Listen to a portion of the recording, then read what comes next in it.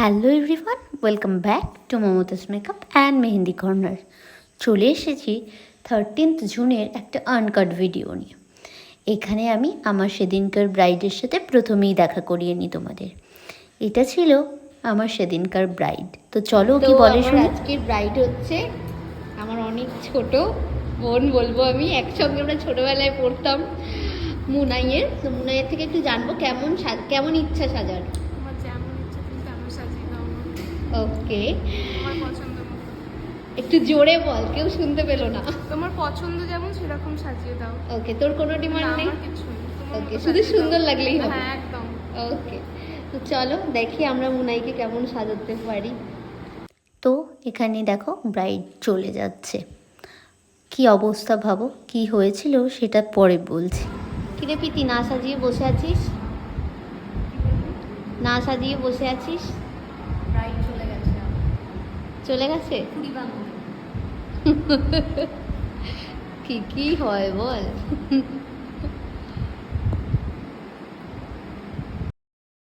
তো 3:59 বেজে গেছে। ব্রাইড ফেস ক্লিন করে তার কিছু রিচুয়ালস বাকি থেকে যাওয়ার জন্য তাকে ডেকে নিয়ে যাওয়া হয়েছিল। আবার সে ব্যাক করে আসে 4:30। তো আর লেট না করে আমি একদম চটপট এখানে মেকআপ শুরু করে দিয়েছিলাম।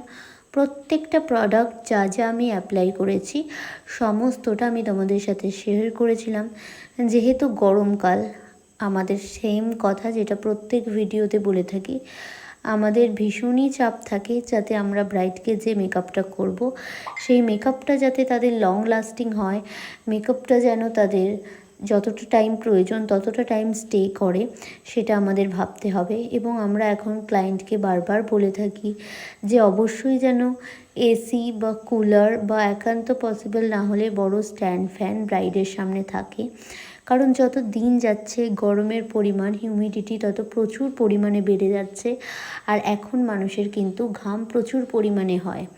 তো তোমরা যেটা ভাবো যে ওয়াটার রেজিস্ট্যান্ট মেকআপ করা মানেই বা একটু ঠিকঠাক গরমের জন্য মেকআপ করা মানেই মেকআপটা একদম লং লাস্টিং হবে কোনো চাপ ছাড়াই, সেটা কিন্তু একদমই নয়।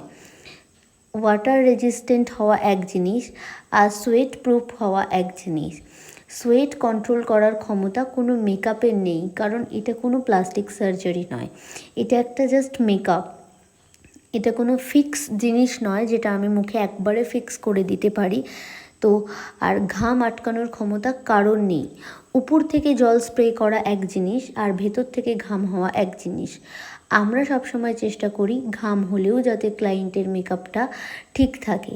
এবার এটা কখনোই নয় যে প্রচণ্ড পরিমাণে আমরা ঘামলাম আর সেই ঘামা পোর্শনে ঘাম মুছতে গিয়ে আমাদের মেকআপ উঠে গেল আর পরে আমরা সেটাকে অস্বীকার করে বললাম যে না আমি তো ঘামিনি বা আমি তো মেকআপে হাত দিইনি। এটা তো আমাদের বুঝতেই হবে না। যদি প্রচণ্ড পরিমাণে না ঘাম হয় আর ঘামা জায়গা টাচ না হয় বা কি বলবো, যদি আমি একদম এসি বা কুলারের সামনে সত্যিই অল টাইম থাকি, আমার মুখে এক ফোঁটা ঘাম আসার কোনো চান্সই না থাকে, তাহলে কিভাবে আমার মেকআপটা উঠবে? আমরা প্রচুর ক্লায়েন্টের থেকে এই রিভিউটা পাই যে প্রচণ্ড ঘেমেছিলাম, তারপরেও মেকআপ অ্যাজ ইট ইজ ছিল। আর তারপরেও এক আধটা ক্লায়েন্টের থেকে শুনি না আমার মেকআপটা উঠে গেছিলো। এই জিনিসটা আমাদের জন্য যে কতটা ভয়ঙ্কর সেটা হয়তো তোমরা জানবেই।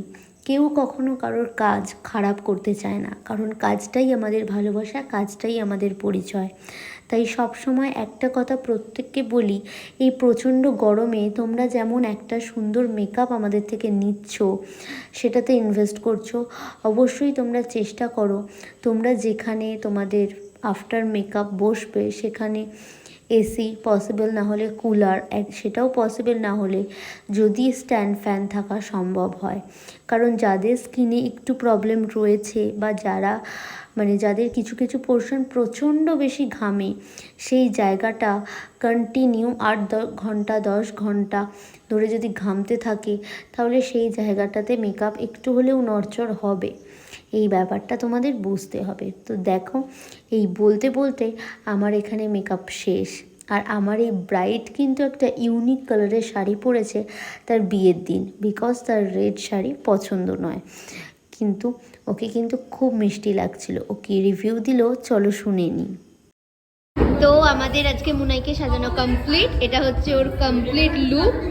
বল কেমন লাগলো? খুব সুন্দর হয়েছে, জোরে বল। ভীষণ ভালো হয়েছে। পছন্দ হয়েছে? হ্যাঁ, খুব ভালো হয়েছে। ওকে।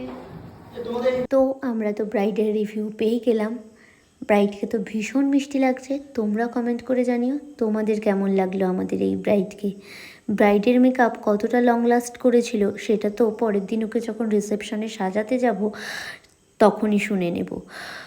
মানে সাজানোটা যদিও হয়ে গেছে আর আমি রিভিউটা পেয়ে গেছি, তো পরের ভিডিওতে সেইটা তোমাদের সাথে শেয়ার করব। তো চলো টাটা সবাইকে, এখানে বড় এসে গেছে।